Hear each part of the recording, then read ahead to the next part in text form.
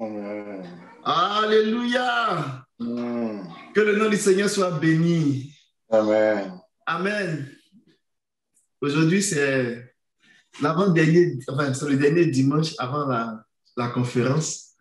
Et comme vous savez, depuis 3 mois, nous soupirons, nous cherchons le Seigneur pour vraiment nous accompagner avec force et puissance, de sorte que ce séminaire-là soit un tournant, soit un tournant marquant dans l'histoire de l'Église de Québec. Amen. Et dans tout ce que le Seigneur fait à travers le monde. Ce matin, je vais continuer et je vais terminer. On ne peut pas terminer, mais il faut atterrir. Terminer le sujet qu'on avait commencé à regarder le dimanche passé, qui lui-même est en lien avec le séminaire. Amen. Et le verset de base du séminaire, c'est Apocalypse 12, verset 5, qui nous parle de la naissance du fils mâle. Et nous, le sujet qu'on a commencé à regarder, c'était de prendre une tangente, un aspect de ce sujet qui sera traité à la conférence. Donc, de parler de la révélation de la victoire du fils mâle. Vous allez voir qu'il y a beaucoup de thèmes qui sont utilisés, il y a beaucoup de notions qui sont utilisées.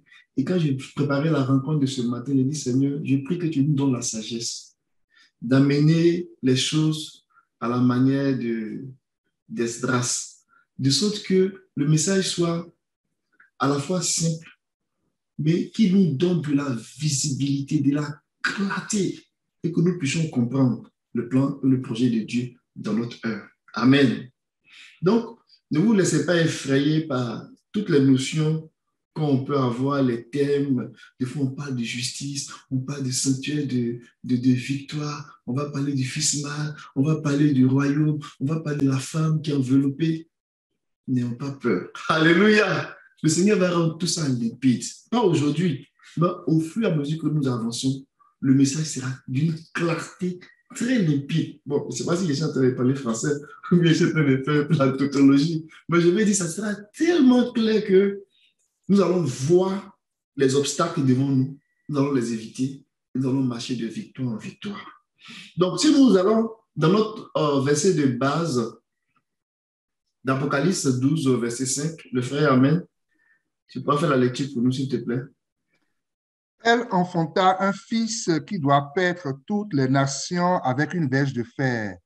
Et son enfant fut enlevé vers Dieu et vers son trône. Amen. Ce verset-là, il est petit, mais il est très puissant. Et nous allons dire 3 choses par rapport à où est-ce qu'on veut s'en aller dans ce verset-là. D'abord, le elle ici, on fait référence à la femme qui est dans le chapitre 12, toujours, mais au verset 1 et 2, qui était dans une condition précise. Elle était enveloppée de soleil. Amen. Elle était enveloppée de soleil. Et elle avait la lune sous ses pieds et elle avait une couronne sur sa tête, la couronne de 12 étoiles. Donc, cette condition de la femme-là, l'a menée au verset 1, l'a menée au verset 2. C'est-à-dire, elle a commencé à éprouver des contractions très fortes au sujet de qui? Au sujet de l'enfant qu'elle devait accoucher au verset 5. Amen. Et donc, l'enfant qu'elle a accouché, c'était un garçon, mais c'est dans un langage en fait. Et nous allons, comme les frères l'ont dit, ce n'est pas un individu, ce n'est pas une seule personne, mais c'est un corps de personnes. Et les Écritures l'établissent clairement. Mais déjà, cette vérité-là, il faut qu'on la saisisse. Amen. Donc, c'est un corps de personnes qui naît, qui sort de cette femme-là. Et nous avons dit autrement, c'est en fait l'Église qui, quand on prend le livre de l'Apocalypse, c'est un livre qu'on peut détacher, quand bien même ça appartient au Nouveau Testament, qu'on peut détacher du Nouveau Testament. Pourquoi? Parce qu'il est spécial. L'apôtre Jean qui l'a écrit, il a écrit ce livre-là, ou du moins il a reçu ses révélations de ce livre-là de la part du Seigneur lui-même. Or, quand on regarde la plupart des écrits du Nouveau Testament, on dit épître de Paul, par exemple, ou bien on va dire épître, ou bien l'évangile selon Matthieu, l'évangile selon Luc. Mais le livre d'Apocalypse, on l'attribue à Jean, mais en réalité, Jean Il était un secrétaire en fait, dans le sens que il a écrit ce qu'il a vu. Il n'a pas comme donné une prédication en tant que telle. Donc, il a écrit ce qu'il a vu de la part du Seigneur. Donc, le livre d'Apocalypse, il est séparé, c'est même l'épître même du Seigneur, c'est la lettre même du Seigneur aux églises. Donc, il est un peu à part, vu de ce point de vue-là. Mais quoique, il appartient au Nouveau Testament. Et quand Dieu s'est montré à Jean de cette façon, il a donné des choses précises. Donc, le livre lui-même, là, il est autoportant. Qu'est-ce que ça veut dire? Ça veut dire qu'on peut le prendre de façon isolée, quoique tout ce qu'il y a là-dedans est lié depuis Genèse. Mais la façon dont le Seigneur a commencé à révéler les choses à Jean, à partir du chapitre 1 jusqu'au chapitre 22, à l'intérieur même du livre, là, il y a beaucoup de vérités qui peuvent s'auto-valider pour que le message nous parvienne de façon très claire. Cependant, ça reste avec des ramifications dans le reste des livres de la Bible. Amen.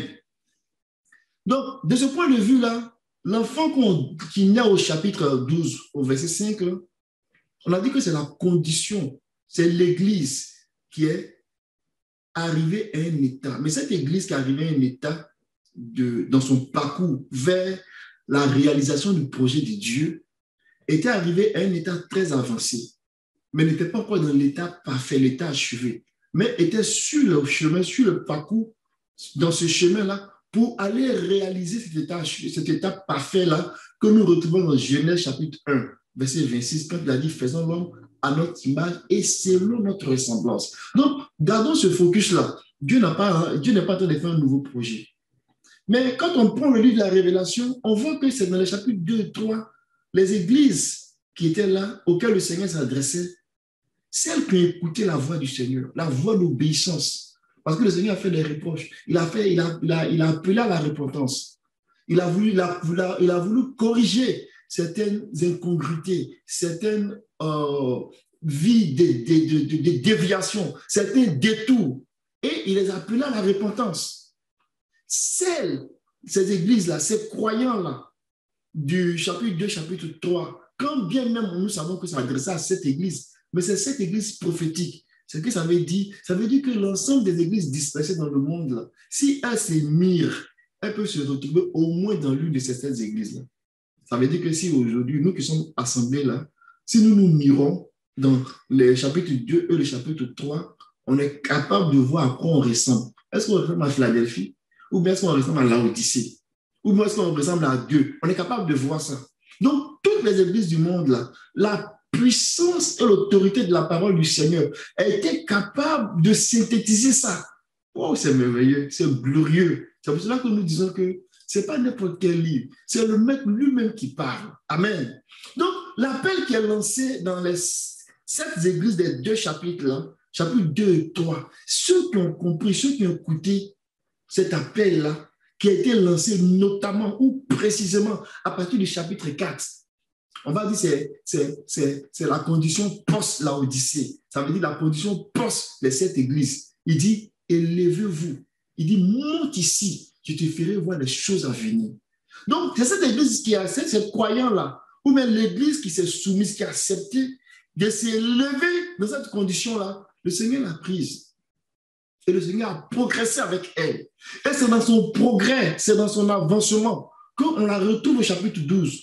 Mais dans une condition spéciale, dans une condition où on a dit qu'elle était couverte. C'est un vêtement, mais en même temps, c'est une armure.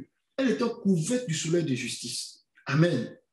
Elle était couverte du soleil de justice. Vous savez, la justice, là, quand on établit la justice, c'est basé sur la vérité. Donc, c'est la parole de vérité, la parole de Dieu elle-même qui établisse la justice. Là. C'est de ça qu'elle s'est couverte. Amen. Elle était couverte et elle prenait appui sur les Écritures, sur la lune. Pourquoi? Parce que la lune n'a pas de lumière en tant que telle. Mais la lumière, le reflet de sa lumière, ça vient du soleil.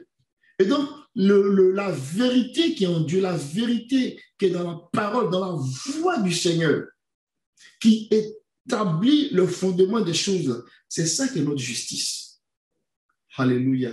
C'est ça qui est notre conformité par rapport à la pensée de Dieu. Et donc, cette justice-là, c'est elle en faisant briller sa lumière, nous pouvons, à travers les Écritures, à travers les écrits des apôtres et des prophètes, là, à travers la parole quitte, nous pouvons avoir la révélation de toute la pensée cachée du Seigneur. Alléluia. Et alors que nous avons ça, le message particulièrement, pas le message des gens de l'Ancien Testament, mais le message particulièrement, à un moment donné des apôtres et des prophètes de Christ dans le Nouveau Testament, il y a un message voilé qu'ils ont dévoilé. C'est le message de devenir comme lui, de participer à la nature divine. Ça là, ça n'existait pas au temps d'Abraham. Ça n'existait pas au temps de Malachie. Alléluia. Jusqu'à même au temps même de, on va dire, de Jean-Baptiste. Il n'avait pas encore cette lumière-là. Amen. Et c'est ça qui constitue la couronne, l'espérance de devenir comme lui, que cette femme l'avait sur sa tête. Et nous avons dit que c'est dans cette condition-là qu'on a dit que Jean a dit, j'ai vu un grand signe. Alléluia. J'ai vu un grand signe.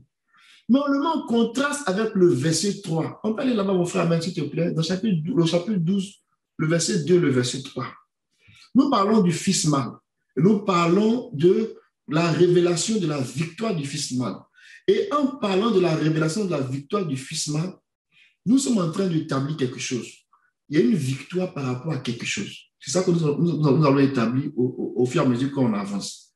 Amen. Donc, vous voyez, en parlant du grand signe, on parle aussi d'un autre signe. On ne le qualifie pas. Il n'est pas grand. Pourquoi? Je vais revenir là-dessus. Suivez-moi maintenant dans le verset 5. L'enfant qui doit naître là, il sort de cette femme-là. Et cette femme-là, on voit d'où elle vient. C'est une église conquérante qui a écouté le Seigneur dans le chapitre 2 et le chapitre 3.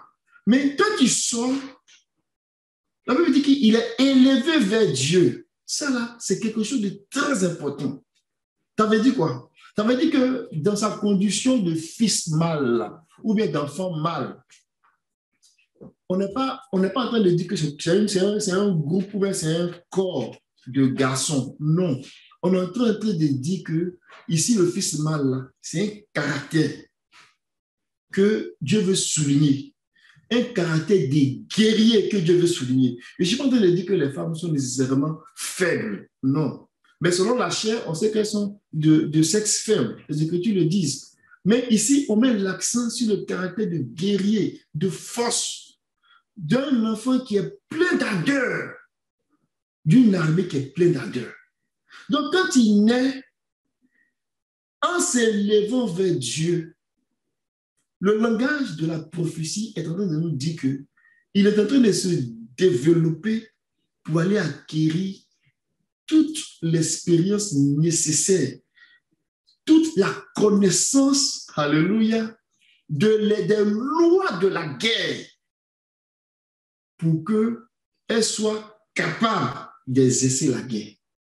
Donc, cette église-là, donc quand cet enfant, ou bien cette église qui est parvenue à cet état-là, va se développer jusqu'à atteindre cette maturité pour pouvoir exercer le travail pour lequel Dieu l'a appelé, la prochaine étape, ça sera maintenant de prendre le trône.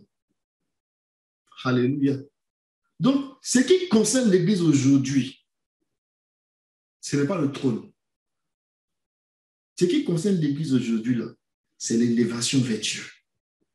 Et il faut qu'on reste focus là-dessus. Et quand on priait tantôt pour la direction, on a compris que cette élévation vers Dieu, c'est dans un état, c'est dans un sanctuaire, on peut dire ça comme ça, mais c'est dans une condition que cette élévation va se faire. Et particulièrement dans les temps dans lesquels nous sommes, Dieu va accélérer cette élévation-là quand on va demeurer dans cette condition-là. Gardons ça à l'esprit. Amen. On va lire quelques versets avant de revenir sur les deux signes-là. Pour montrer que cet enfant-là, regardez, quand on lit, mon frère, amen, tu peux le prendre s'il te plaît. Regardez, on donne un détail qui est très important ici. Regardez de ce qu'on dit. On dit qu'il doit, l'enfant qui va naître là, il doit paître toutes les nations avec une verge de fer. On peut aller dans Apocalypse chapitre 2, à l'église de Thyatire, où est-ce que le Seigneur a donné, en fait, la promesse aux chrétiens de Thyatire à partir du verset 26, à partir du verset 26 au verset 28. Regardez bien. Tu peux aller, mon frère, s'il te plaît. À celui qui vaincra et qui gardera jusqu'à la fin mes œuvres, je donnerai autorité sur les nations. Il les pètera avec une verge de fer comme on brise les vases d'argile, ainsi que moi-même j'en ai reçu le pouvoir de mon Père. Et je lui Amen. donnerai l'étoile du matin. Amen. Vous voyez ici, là, ce qui est dit dans ce verset-là, que je veux qu'on connecte avec Apocalypse 12, 5, le détail qui est là-bas, on dit que ceux qui vont vaincre, la promesse qui a été faite à l'église de Thyatire, ceux qui vont vaincre, là, il est dit d'eux qu'ils pèteront les nations avec une verge de fer.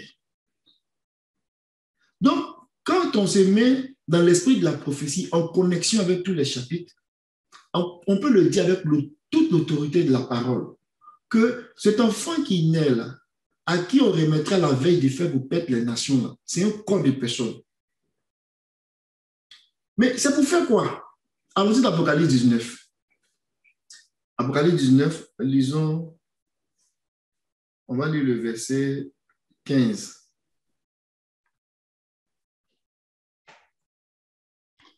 De sa bouche sortait une épée aiguë pour frapper les nations. Il les pètera avec une verge de fer et il foulera la cuve du vin de l'ardente colère du Dieu Tout-Puissant. Alléluia. On parle du Seigneur lui-même, qui aussi a une verge de fer. Mais c'est un langage. Ça veut dire que quand on dit que tu vas pète quelqu'un avec une verge de fer, quand un berger il pète ses brebis, il a un bâton dans la main. Puis bon, de temps en temps, moi, avec le bâton, ceux qui décollent, on les met dans les rangs. Mais quand on dit que tu as une verge de fer pour pète là, ça veut dire que le jugement là, c'est pour mettre les gens au pas, c'est pour régler les gens, c'est pour corriger les gens. Pourquoi? Parce que parmi les nations, là, il y a des gens qui pensent que la terre, ça leur appartient. Et ils font n'importe quoi. Ils dominent comme des vraies bêtes. C'est pour cela que quand le Seigneur lui-même va commencer à intervenir, il va pète les nations avec une verge de fer. Pour que le respect soit établi. Esaïe dit que quand le Seigneur va commencer à juger, là, ils vont apprendre ce que c'est que la justice. Alléluia. Donc, pète les nations là, avec une verge de fer. Là.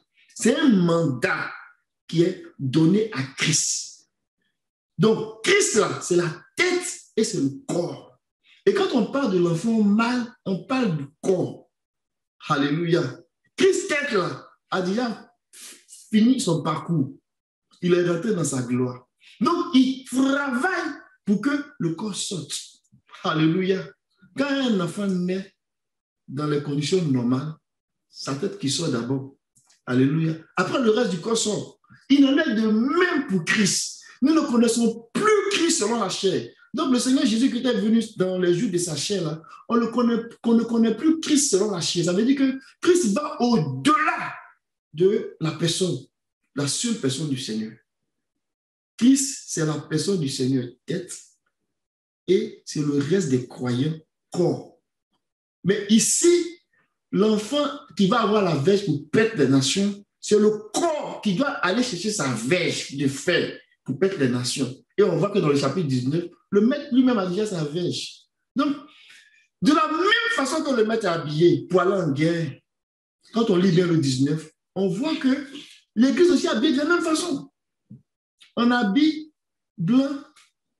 Eux aussi, ils sont habillés en habit blanc. Ils montent sur un cheval. Eux, ils montent sur les chevaux blancs. Alléluia.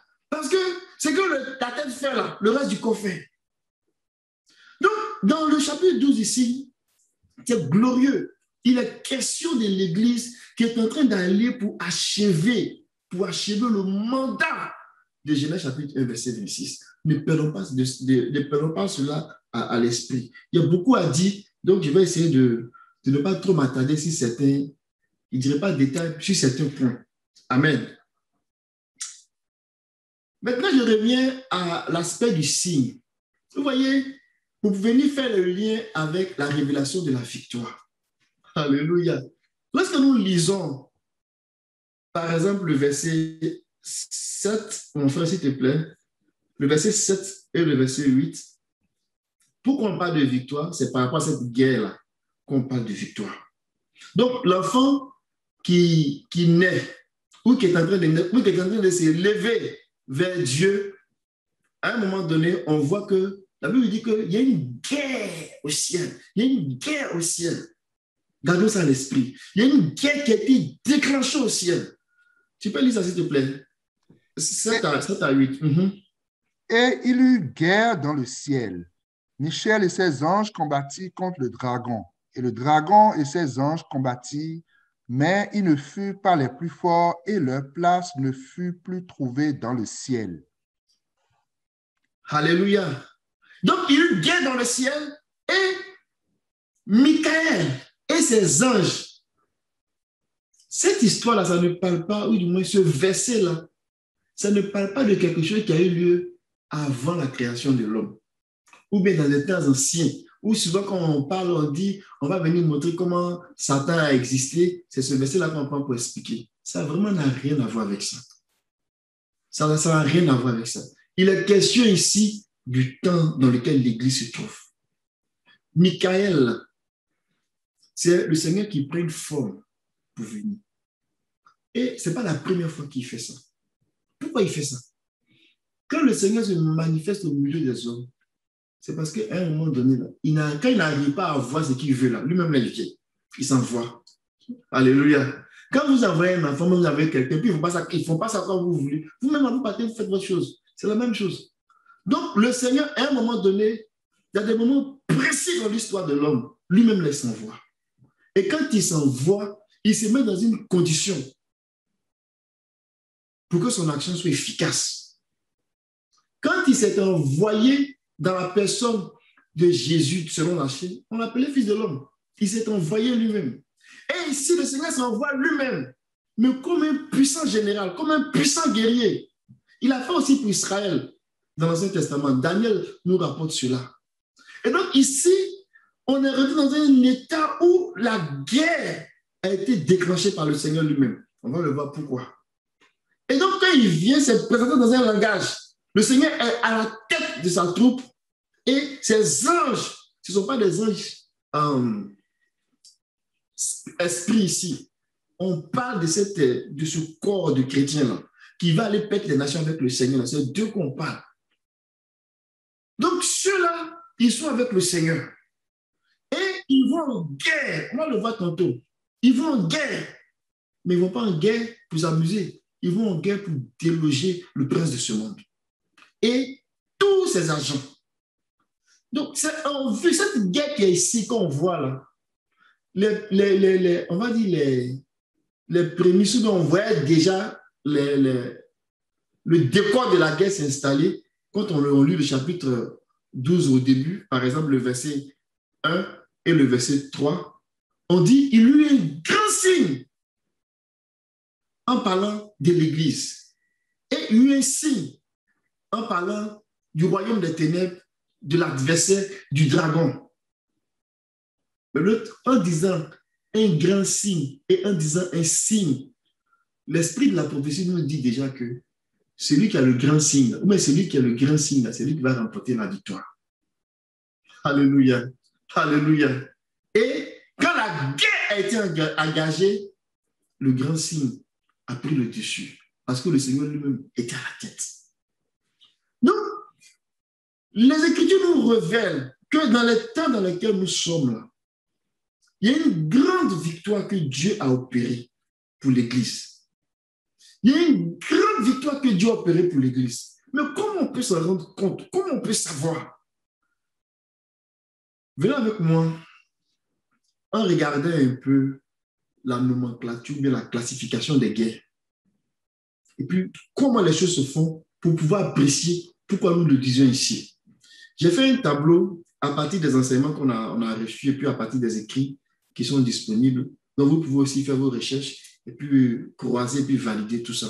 Mais ce tableau que j'ai fait, je l'ai fait pour des fins de synthèse le frère Amen va vous distribuer ça, ou bien peut-être quelqu'un qui l'a peut envoyer dans votre WhatsApp pour que vous aussi vous puissiez suivre si vous voulez. Peut-être la sœur Céline peut l'envoyer aussi.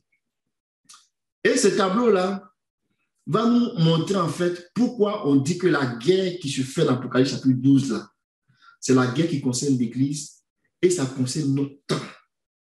Il faut qu'on comprenne ça très bien. Et quand on va parler de la conférence la semaine prochaine, on va parler de beaucoup de notions qui vont tourner autour de ça. Donc, je prie que nous saisissons ces choses-là. C'est simple, hein? Ce n'est pas compliqué à comprendre, c'est vraiment simple. Que nous puissions les saisir très bien. Amen. Donc, je vais essayer d'accélérer un peu et puis donner quelques indications. Donc, la révélation de la victoire du Fils mâle, là, c'est par rapport à la victoire qui a été remportée en ce qui concerne la guerre que nous voyons dans le verset 7 et le verset 8 du livre de la Révélation. Quand on fait la classification des guerres, il y a un livre qui n'est pas un livre, on va dire comme, je vais dire ça, un livre comme la Bible, qui est un livre de 66 livres, là. Mais il y a un livre qu'on appelle le livre des guerres de l'Éternel. Alléluia. Mais ce n'est pas un livre qu'on va trouver quelque part dans une bibliothèque, ou bien ce n'est pas un archive, ou bien qu'un prophète a écrit, et puis on va retrouver ça quelque part on va dire dans des fouilles archéologiques. Là. Non, non, non, non, non. Mais à travers la parole elle-même, là, le Seigneur nous enseigne comment on fait la guerre. Le Seigneur nous enseigne les principes de la guerre. Le Seigneur nous enseigne les types de guerre. Donc, on est capable de reconstituer le livre de guerre de l'Éternel. Ça, là, il faut qu'on garde ça à l'esprit. Et l'image du peuple d'Israël est très parlante pour nous expliquer le contexte de la guerre. Donc, quand on prend le petit partage, là, on voit qu'on peut considérer plusieurs types de guerres selon les territoires. Quand on prend le territoire de l'Égypte, par exemple, il y a une façon de mener la guerre là-bas. Égypte ou Babylone. Parce que l'idée ici, c'est l'idée de la captivité. Captivité par l'oppression d'un adversaire qui est plus fort.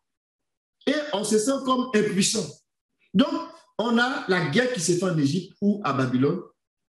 Donc, on fait référence au monde ou on fait référence aussi à la captivité. Mais il y a une sorte de guerre qui se fait aussi quand on est dans le désert. Alléluia. Et cette guerre-là, que Israël a eu, on va dire, cette bataille, mais cette guerre qu'Israël faisait par rapport au lieu, tous les 40 ans dans le désert, était une façon aussi de mener la guerre.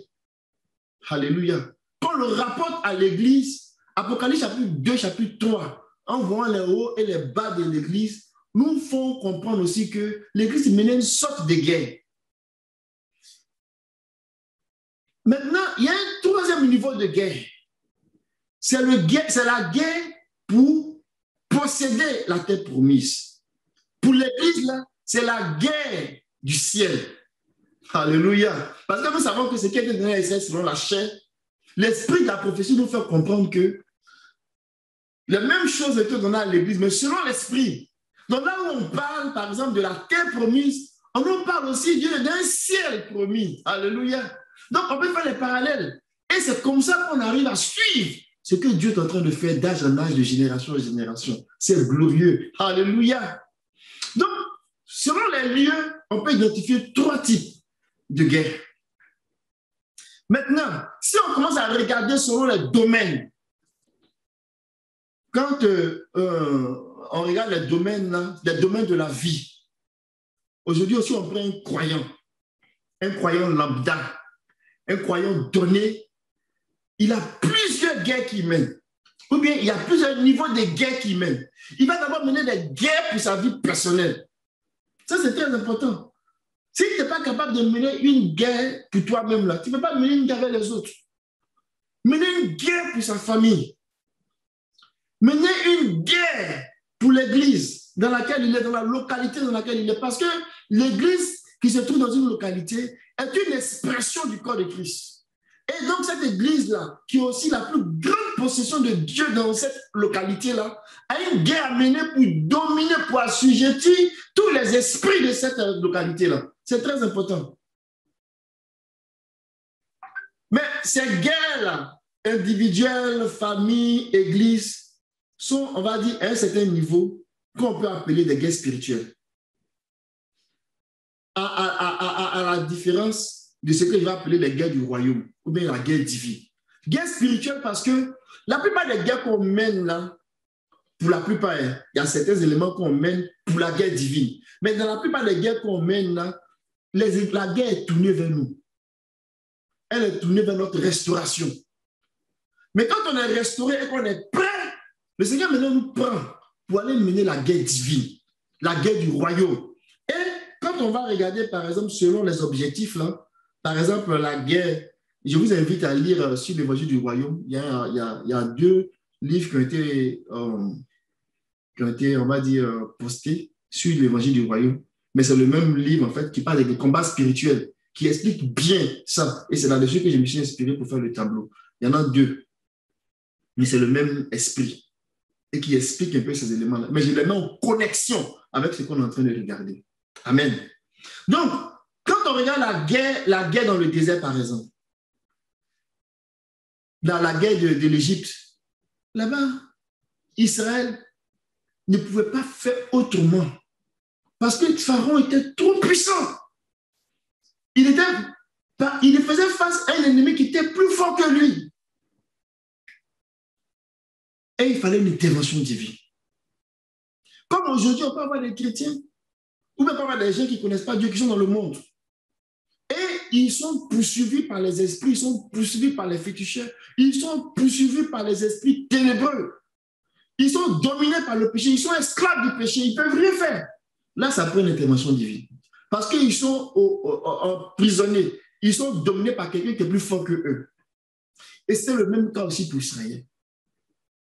Et donc là, quand le Seigneur, si on regarde, on peut classer ces guerres-là, par exemple, en fonction des lois. Et donc, on va voir, par exemple, que dans cette guerre-là, la loi qui est donnée pour pouvoir gérer la guerre, je peux dire ça comme ça, pour pouvoir faire la guerre comme il faut, c'est de comprendre que c'est le Seigneur lui-même, alléluia, qui combat pour nous. Et il nous accorde la victoire.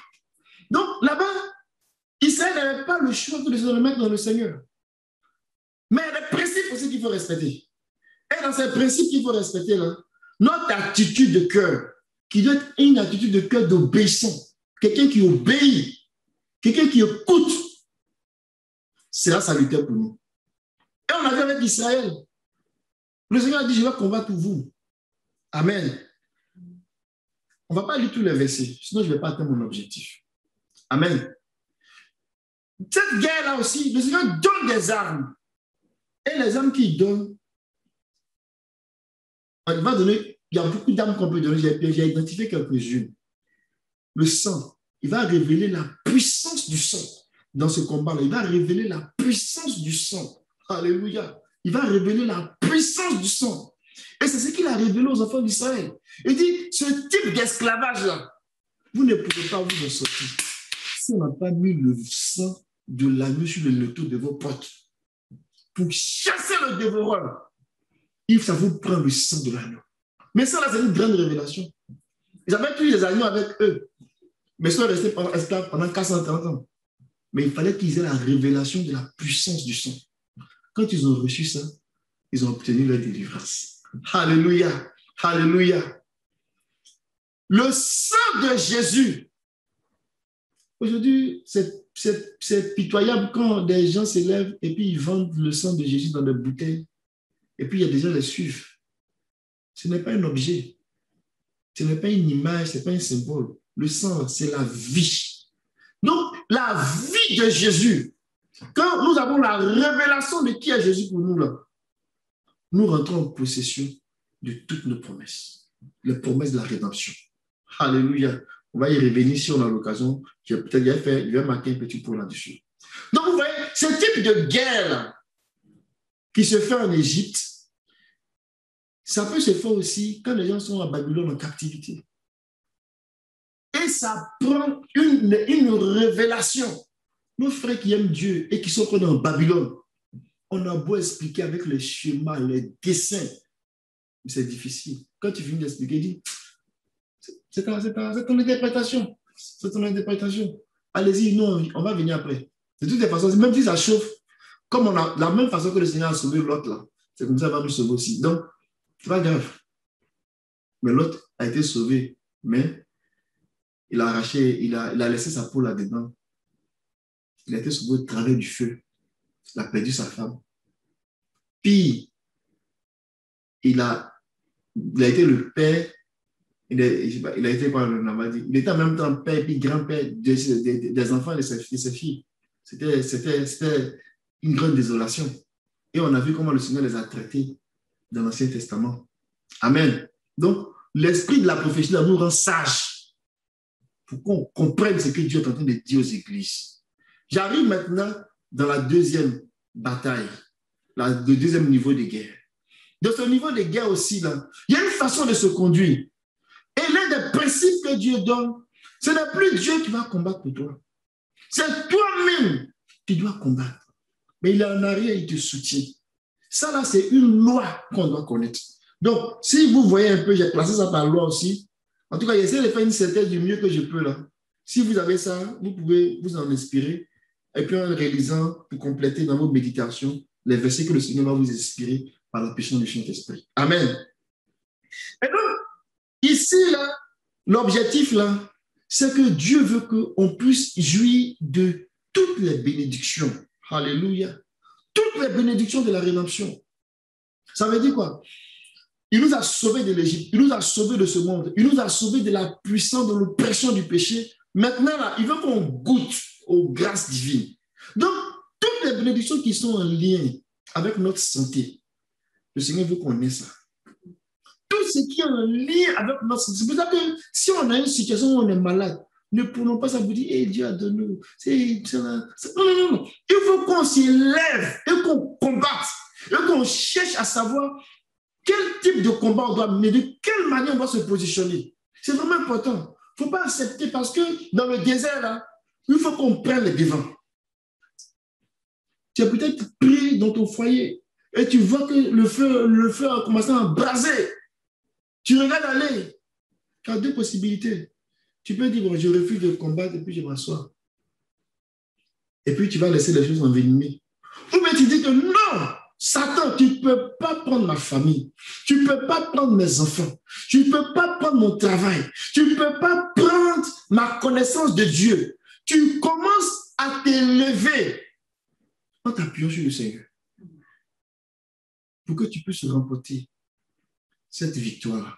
Mais aussi longtemps que tu vas refuser de combattre, ça veut dire que tu fermes les yeux sur le sang, la révélation du sang de l'agneau que tu as eu au début. Là. Tu fermes les yeux là-dessus et puis tu ne vois pas sa valeur. Mais tu vas tourner rond. Ton esprit va s'obscurcir. Si c'est ce que le Seigneur a fait pour la première bataille, mais ton esprit va encore s'obscurcir si c'est ce que le Seigneur est en train de faire pour la prochaine bataille. Et dans ces genres de situations-là, il peut vous dire, avec toute l'autorité des Écritures, ces gens de personnes qui refusent de faire la guerre, leur mort sera certaine dans le désert. Ils ne pourront pas s'en sortir. C'est pour cela que nous ne voulons pas mourir dans le désert. Nous voulons être de ceux-là qui combattent même. Être de ceux-là qui ne sont pas fatigués. Parce que c'est que le Seigneur nous donne dans la première guerre de remporter, dans le premier type de guerre, c'est qu'il nous donne de remporter dans le deuxième type de guerre. Ce sont les gens qui nous appartiennent d'abord. Nous sommes les premiers bénéficiaires. Maintenant, dans le troisième niveau de guerre, c'est le Seigneur lui-même qui est bénéficiaire. Pourquoi? Parce que là, on va pour établir même le règne de Dieu. Alléluia. On va pour établir le royaume de Dieu pour que toute la terre soit remplie de la gloire et de la connaissance de Dieu. Donc là, Dieu a besoin des gens qui ont l'expérience. Qui ont l'expérience dans la guerre. Et là, on parle des guerres divines. On parle des guerres au sens strict, des guerres de l'éternel. Celui qui n'a pas pu faire ces deux niveaux de guerre, qui n'a pas appris les lois, les principes, il lui sera difficile de pouvoir faire partie de l'armée de ce troisième niveau de guerre.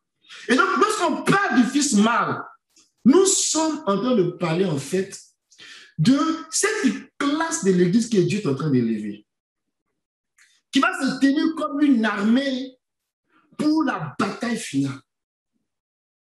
Alléluia. Donc, pour le ciel. C'est pour cela que la guerre qui a eu lieu là-bas, on dit que la guerre a eu lieu où? Dans le ciel. Le troisième niveau de guerre, c'est la guerre qui a eu lieu dans le ciel. Dieu vit un grand signe dans le ciel.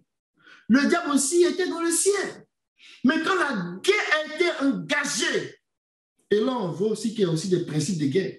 C'est le Seigneur lui-même qui engage la guerre. Pourquoi? Il regarde son œuvre, il regarde sa montre, il n'y a plus de délai. Sa troupe est prête. Il va attendre qui? Il engage la guerre. Le fils mal est né, il engage la guerre. Parce qu'il a les hommes maintenant pour faire cette guerre-là.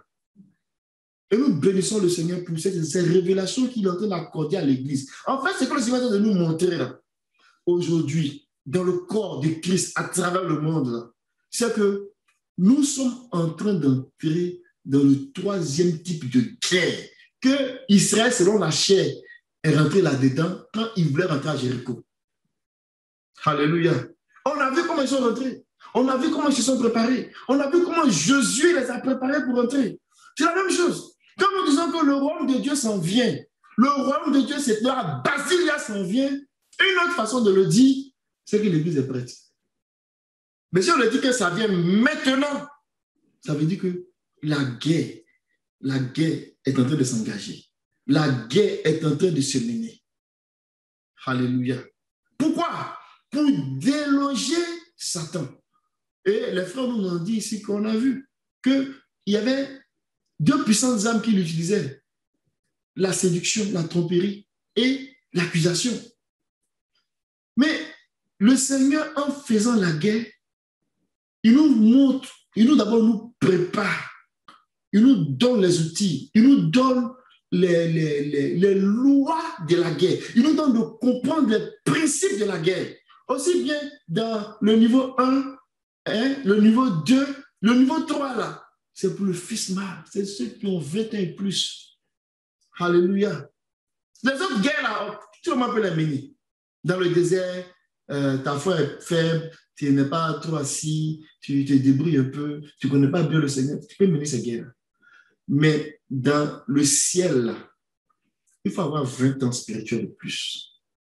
20 ans spirituels de plus, là, ça veut dire que quelqu'un qui a compris et qui est suffisamment solide en Dieu.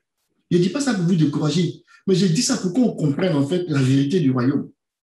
Des gens qui ont compris, qui sont matures spirituellement, qui ont 20 ans et plus. Donc, le Seigneur peut les enrôler dans son armée. Quand on a fait le dénombrement, là, pour voir qui pouvait faire partie de l'armée d'Israël, c'est les gens qui avaient 20 ans, les hommes d'abord, qui avaient 20 ans et plus, qui étaient enrôlés dans l'armée. C'est la même chose.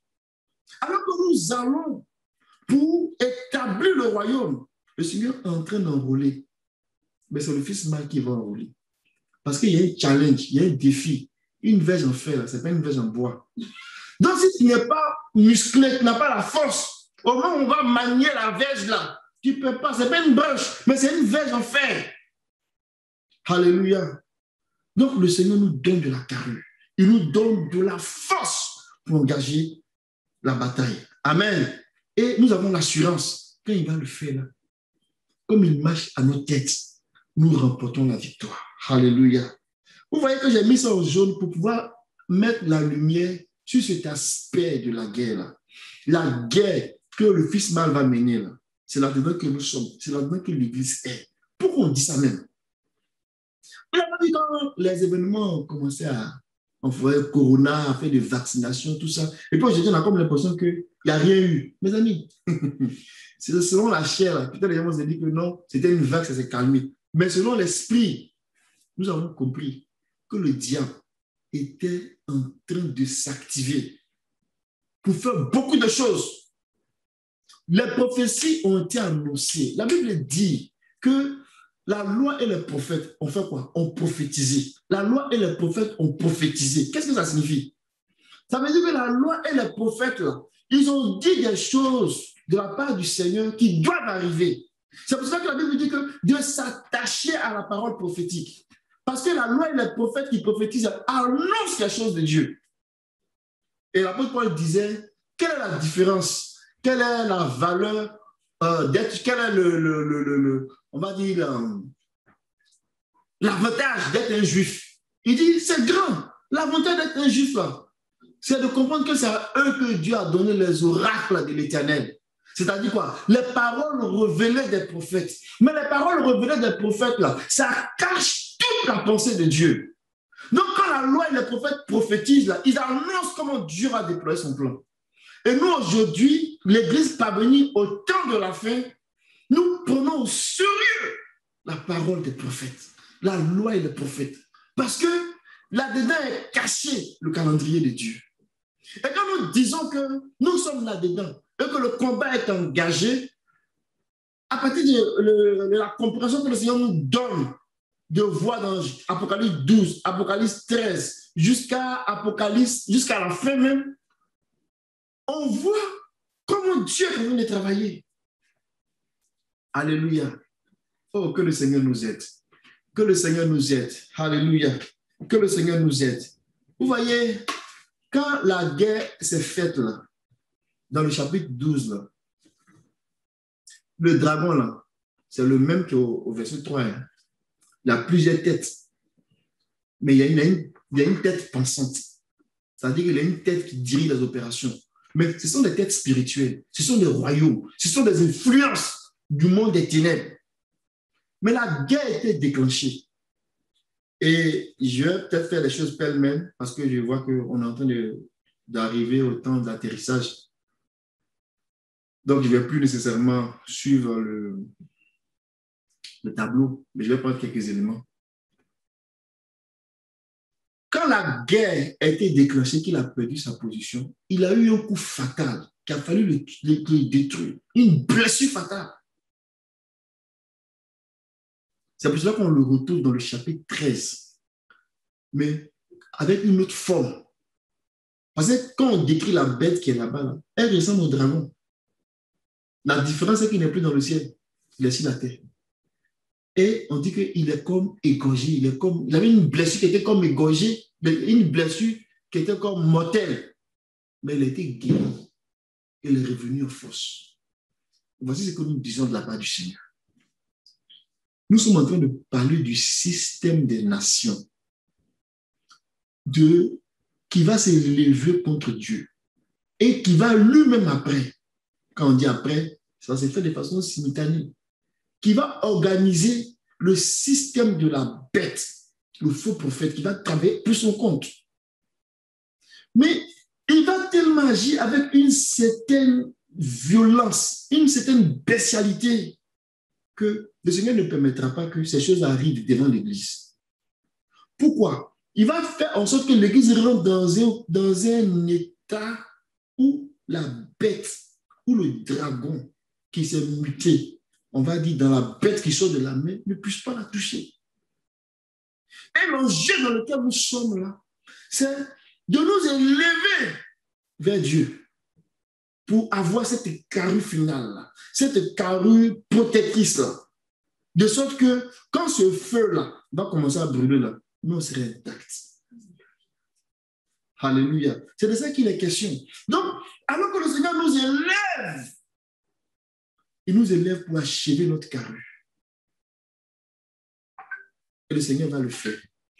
Mais aussi longtemps que l'Église n'est pas rentrée dans cet état-là, la bête qui sort de la mer là ne peut pas se manifester dans sa plénitude.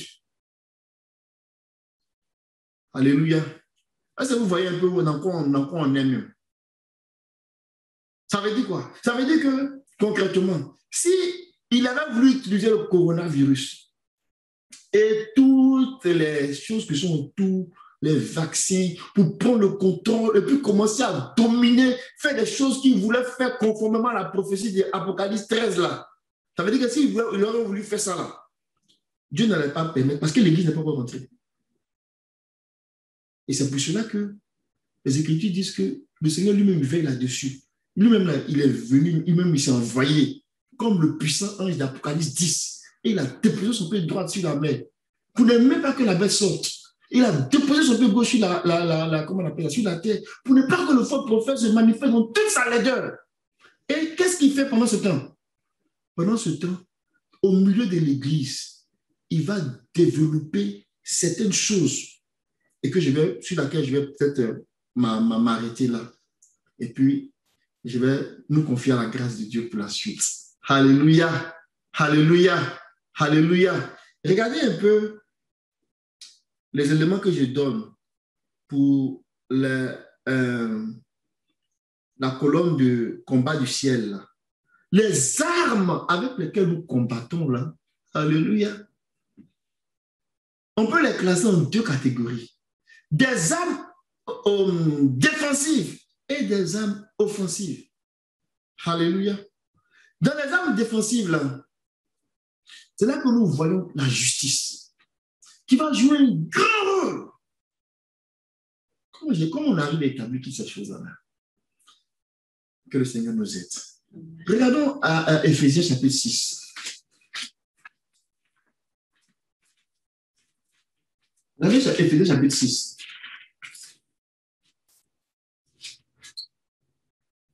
Si je lis le verset 14, après je vais aller prendre 1 Thessaloniciens 5, je vais lire le verset 8. Oui, mon frère, tu peux y aller. Tenez donc ferme, ayez à vos reins la vérité pour ceinture, revêtez la cuirasse de la justice. Amen. Dans Éphésiens chapitre 6, jusque 12 à 18, là, ça nous parle en mauvais jour, comment on doit se préparer. Et dans la bataille du désert, là, c'est un peu comme le mauvais jour. Quand le diable vient arracher ce que Dieu nous a donné, là, et puis les hostilités s'engagent, là, c'est comme un mauvais jour pour nous. Mais il faut avoir un certain accoutrement, une certaine armure pour résister. Et l'une des armes défensives, c'est la cuirasse de justice. Amen. C'est la cuirasse de justice. Mais l'apôtre Paul, il va l'amener autrement. Quand on va arriver dans 1 Thessaloniciens 5, on va regarder le verset 8 de mémoire. 1 Thessaloniciens 5, verset 8. Regardez, il va reparler encore de la cuirasse de justice. Regardez comment il va l'amener. Il ne parlera pas de la justice, mais il va l'amener autrement. Mais nous qui sommes du jour, soyons sobres, ayant revêtu la cuirasse de la foi et de la charité, et ayant pour casque l'espérance du salut. Amen. Dans le contexte de 1 Thessaloniciens 5, là, il est en train de parler du retour du Seigneur. Et puis il est en train de parler du jour. Ça sera comme nous qui sommes du jour, là, on ne sera pas surpris. Et il dit d'être revêtu de la cuirasse, de la foi et de l'amour. Mais cette cuirasse-là, c'est ça aussi qu'on appelle la cuirasse de justice.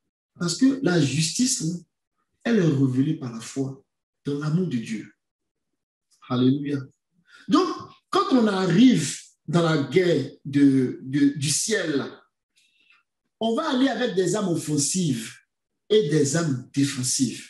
Mais les armes défensives, là, la cuirasse, c'est qu'on se protège. Notre justice là, va jouer un rôle très, très important. Mais ce n'est pas notre justice qui vient de nous. C'est la justice que le Seigneur nous a donnée depuis que nous avons sorti de l'Égypte. Mais au fur et à mesure qu'on a grandi, on a appris à faire la guerre. Notre justice, ça s'est développé. On a comme développé des antiballes même là, qui peuvent refouler les armes nucléaires. Je parle à la manière des hommes. C'est-à-dire qu'on a développé une cuirasse. Notre justice devient très, très grande. Ça veut dire qu'on développe une cuirasse solide. Dans le livre des évangiles, quand on parle de la transfiguration, on dit que le corps du Seigneur a commencé, ses vêtements ont commencé à devenir blancs. Il y a, dans la version française, Tipiti, là, nous dit que l'éclat, là, ça devenait comme des éclairs. C'est-à-dire que ça brillait comme des éclairs, en fait. Or, nous savons que ces vêtements, dans les Écritures établissent que c'est le vêtement de justice. Mais c'est aussi une cuirasse. Et donc, quand nous sommes blindés, nous avons cette cuirasse-là. Quand nous avons une vie de justice conforme à la parole de Dieu, une beauté morale, où nous cherchons vraiment à nous conformer, à obéir à la parole du Seigneur. Cette âme défensive, elle devient puissante et elle est importante dans les temps dans lesquels nous sommes. Pourquoi? Dans Apocalypse chapitre 12, là, quand on dit maintenant, la sotéria est arrivée, là, Romains chapitre 10 nous explique que la sotéria, là, le salut qui vient là, ça vient selon une règle. Et la règle est la suivante. Il dit, c'est un croyant du cœur qu'on fait quoi? Qu'on parvient à la justice. Et c'est un proclamant, confessant de la bouche qu'on parvient au salut. Donc on voit qu'il y a la foi qui va révéler la justice et elle-même là qui va établir le salut. Donc le salut maintenant est arrivé. Maintenant le salut est arrivé. La puissance et l'apparition de son règne et les océans, le pouvoir de son Christ sont là. Ces quatre choses-là ne viennent pas comme ça. La justice d'abord leur ouvre la route. C'est pour cela que dans les temps dans lesquels nous sommes là, le Seigneur nous a fait grâce d'avoir une connaissance, une révélation, on va dire ça de même, une révélation de la grâce qui a pris de la justice. Aujourd'hui, quand on en parle avec zèle, avec, j'ai envie de dire, ardeur, avec joie, on en parle, on est content d'avoir vraiment, de pouvoir apprécier la justice de Dieu. C'est parce que ça joue un rôle capital pour nous autres, en tant que guerriers dans ces temps de la fin. Que le Seigneur soit béni.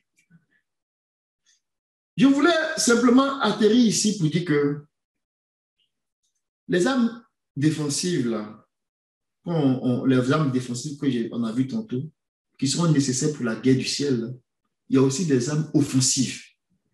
Et c'est les armes offensives qu'on a appelées aussi sanctuaire de la victoire. Mais il y a le dire autrement à la manière des hommes, d'une certaine façon. Quand on parle de poudrière, c'est là-bas qu'on garde les armes même, des armes qui ne traînent pas comme ça. Ça veut dire que ce sont des armes là pour faire des guerres stratégiques. Et le Seigneur aujourd'hui a enlevé, il a envie de dire qu'il a rendu accessible la poudrière du ciel pour aller détruire, démanteler, extirper, nettoyer. Ça veut dire que quand Satan même il voit le feu, la Bible dit que quand on lit dans 7-8 là, on dit qu'il a perdu sa position dans le ciel. Le ciel là, c'est une position de contrôle. Il a perdu ses repères. Il n'a plus de mots à dire dans l'église. Alléluia. Il a été précipité depuis le ciel sur la terre. Ce n'est pas fini. Il va aller de précipitation en précipitation jusqu'à ce qu'il disparaisse. Mais c'est un non-retour. Ce n'est pas une affaire où il a blagué Ève dans le jardin et puis après il vient, il se balade, il fait comme il veut parce qu'on lui a vendu le monde. Non. Là où on s'en va là, le Seigneur elle a délogé et est en train de le déloger. C'est un non-retour parce que l'église va s'établir. Alléluia. Parce qu'il faut que Christ règne jusqu'à ce que le dernier ennemi soit détruit. Or, c'est lui qui détient la puissance de la mort. Que le nom du Seigneur soit béni. Donc, le sanctuaire, de victoire, la poudrière, là où on garde les armes d'appoint pour détruire, on les place en 3 groupes. Le sang de l'agneau. Donc, la révélation qu'ils ont eue du sang, là, le Seigneur va nous faire encore comprendre la révélation du sang encore d'une façon très profonde. La vie de Jésus, comment elle se manifeste dans l'Église. Elle nous donne des victoires concrètes. Le Seigneur va nous ouvrir encore les yeux là-dessus. Et c'est ouvert. Regardons lisons un verset dans Éphésiens chapitre 1. C'est amené d'une façon subtile, mais c'est très très puissant. Il a dit que et nous avons la rédemption par son sang pour la rémission des péchés, selon la richesse de sa grâce. Regardez, nous avons la rédemption par son sang. Éphésiens 1, verset 7. Nous avons la rédemption par son sang. Ça veut dire quoi?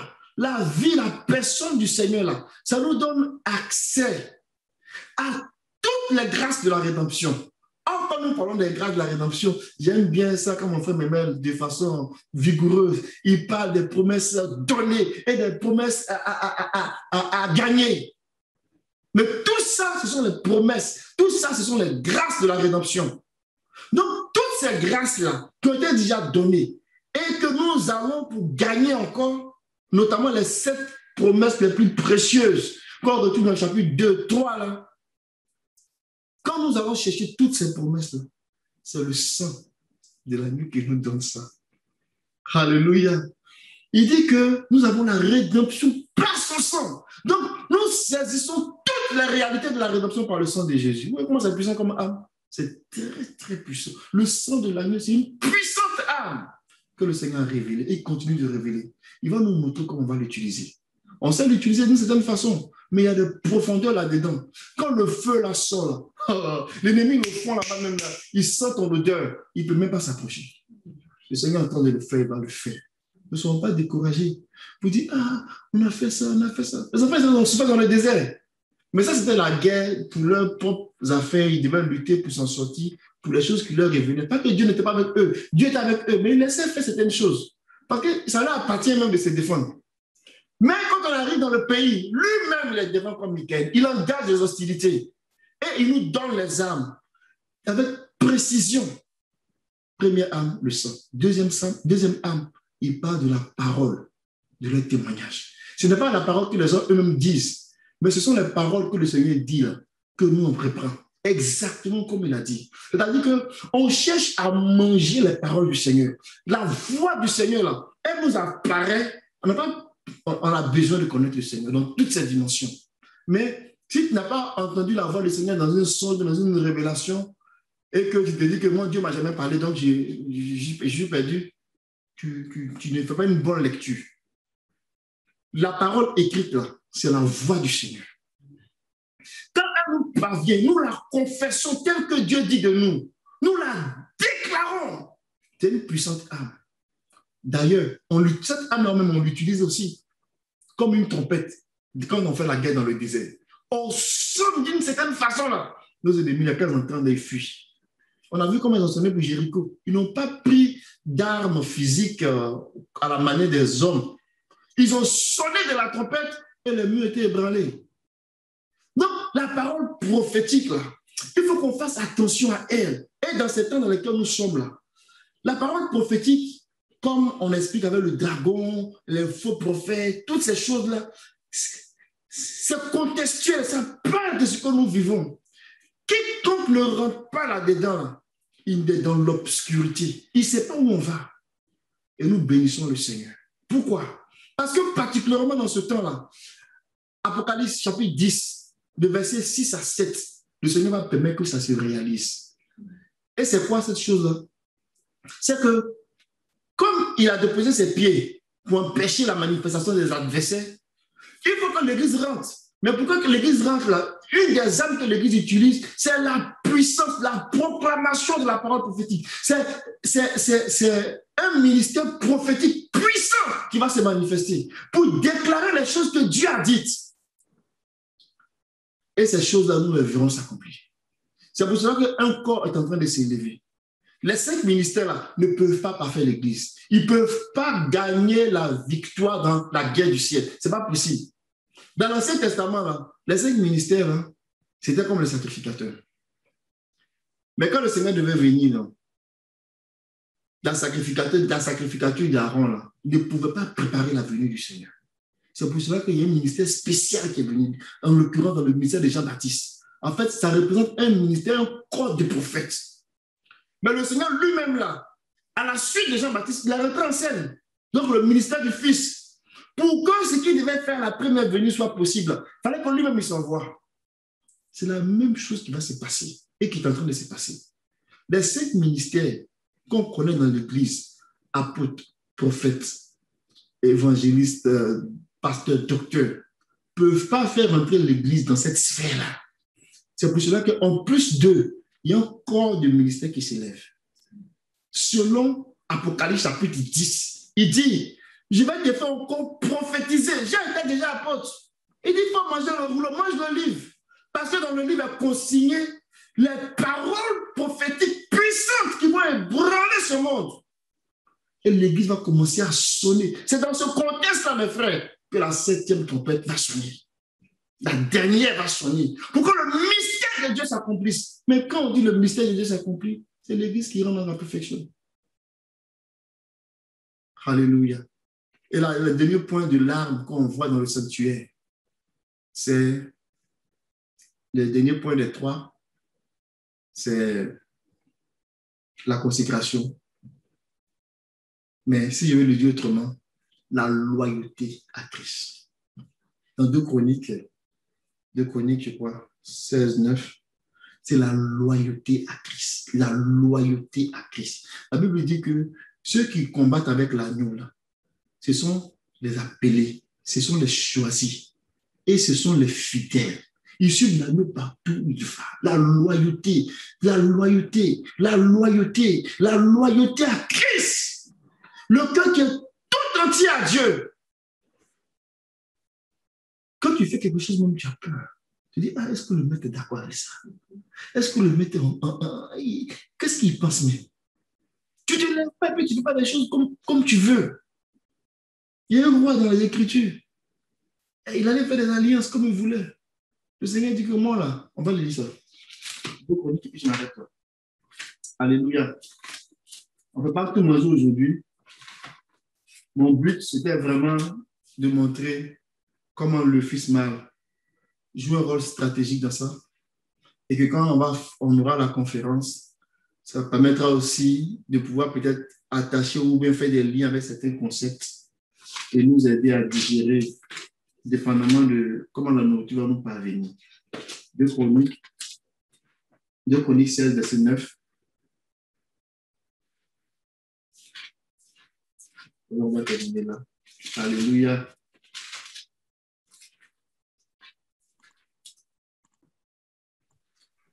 Verset 9. 2 Chroniques 16, verset 9. Est-ce que tu peux prendre... Est-ce qu'il y a Martin? Prends Martin, s'il te plaît. Okay. 2 Chroniques 16, verset 9. Car les yeux de l'Éternel regardent ça et là par toute la terre, afin qu'il se montre puissant en faveur de ceux qui sont d'un cœur intègre envers lui. Tu as follement fait en cela, car désormais tu auras toujours des guerres. Amen. C'est un roi qui s'est mal comporté, il a fait des alliances. Donc, il vient d'ouvrir des portes. Et si tu fais des guerres, que Dieu Seigneur n'est pas avec toi, tu ne vas pas t'en sortir. Assurément, tu perdras la guerre parce que c'est lui qui marche à la tête de ses troupes. Je ne peux pas dire de sa troupe quand il est question de guerre dans le ciel. David, là, ce n'est pas parce que c'était un gars qui était belliqueux, qui aimait faire parler partout. Non. La Bible dit que Abigail, quand elle s'approchait de lui, elle dit que toi, David, c'est toi qui fais la guerre de l'Éternel. Elle prophétisait, elle disait des choses puissantes. David, il se battait pour que le royaume d'Israël, l'Église dans l'Ancien Testament, puisse s'asseoir dans la tranquillité, dans le repos, pour faire quoi? Pour maintenant asseoir toute l'autorité de Dieu sur la terre. Ils ont perdu ce rôle-là, parce qu'ils n'ont pas été fidèles. Pourquoi? Quand ils sont arrivés là, ils ont fait beaucoup d'alliances, ils ont fait beaucoup de choses. Et ça a été difficile pour eux, jusqu'à ce que même là, on vient les arracher le royaume. Mais ce ne sera pas de même pour l'Église, parce qu'il n'y a pas un autre âge. L'âge dans lequel on vit là, c'est le dernier. Et le Seigneur s'est assuré, il a pourvu pour que le grand David, quand il va commencer à régner, il va dominer tous ses ennemis. Et jusqu'à ce que Apocalypse, chapitre 21, verset 1 s'accomplisse. La Bible dit que les nations là, vont disparaître. C'est traduit dans le langage prophétique pour dire que la mer ne sera plus. Ce n'est pas que c'est la mer physique. Si la terre, là, on vit sur la terre et on n'a pas la mer, on n'a plus d'eau, on ne peut pas s'en sortir. La mer physique ne va pas disparaître. La terre physique ne va pas disparaître. Le ciel ne va pas disparaître. Ils sont établis là pour toujours. Mais c'est le système des nations qui est l'ancien ciel qui va disparaître, qui est le présent ciel, on va dire, là, qui va disparaître. Et de nouveaux cieux vont apparaître. De nouveaux cieux là, c'est l'Église. C'est l'Église glorifiée parvenue à son achèvement. Et la terre là, c'est le reste des hommes, des nations, qui se sont laissés paître par la verge de fer. Et les méchants qui dominaient, qui régnaient, qui sont de la bête, qui sortent de la mer, là, le Seigneur va les enlever. Donc, on va rester dans une nouvelle, dans une nouvelle création où on a de nouveaux cieux et de nouvelles terres. Il n'y a pas de mer. Alléluia. Il n'y a pas la domination des nations. C'est fini. Donc, c'est le but. Et c'est là où on s'en va. Que le nom du Seigneur soit béni. Que la grâce de Dieu repose sur nous.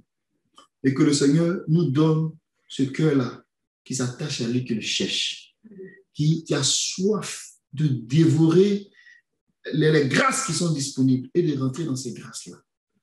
Au nom de Jésus. Amen.